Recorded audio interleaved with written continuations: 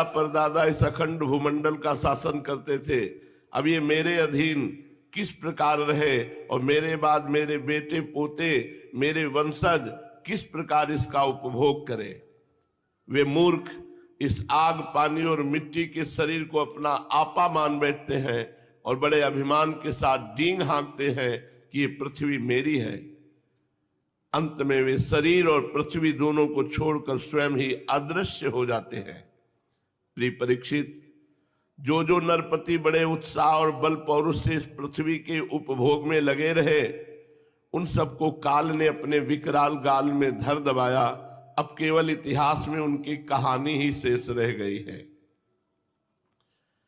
श्री सुखदेव जी कहते, परीक्षित, जब पृथ्वी देखती है कि राजा लोग मुझ पर विजय प्राप्त करने के लिए उतावले हो रहे, तब वो हंसने लगती है और कहती, कितने आश्चर्य की बात है, ये राजा लोग जो स्वयं मौत के खिलौने हैं, ये मुझे जीतना चाहते हैं।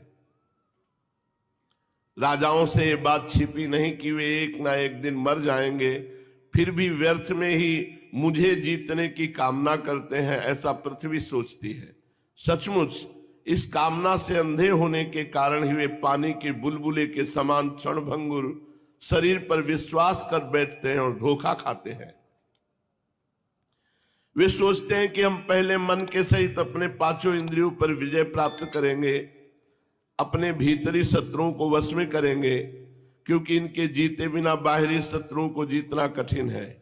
उसके बाद अपने शत्रु के मंत्रियों, आमात्यों, नागरिकों, नेताओं और समस्त सेना को भी वश में कर लेंगे। जो भी हमारे विजय मार्ग में कांटे बोएगा उसे हम अवश्य जीत लेंगे। इस प्रकार धीरे धीरे क्रम से सारी पृथ्वी हमारे अधीन हो जाएगी, फिर तो समुद्र ही हमारे राज्य की खाई का काम करेगा। इस प्रकार वे राजा लोग अपने मन में अनेकों आशाएं बांध लेते हैं और उन्हें ये बिल्कुल नहीं सूझती कि उनके सिर पर काल सवार है। यहीं तक नहीं, जब एक द्वीप उनके वश में हो जाता है, तब वे दूसरे द्वीप पर विजय करने के लिए बड़ी शक्ति और उत्साह के साथ समुद्र यात्रा करते हैं।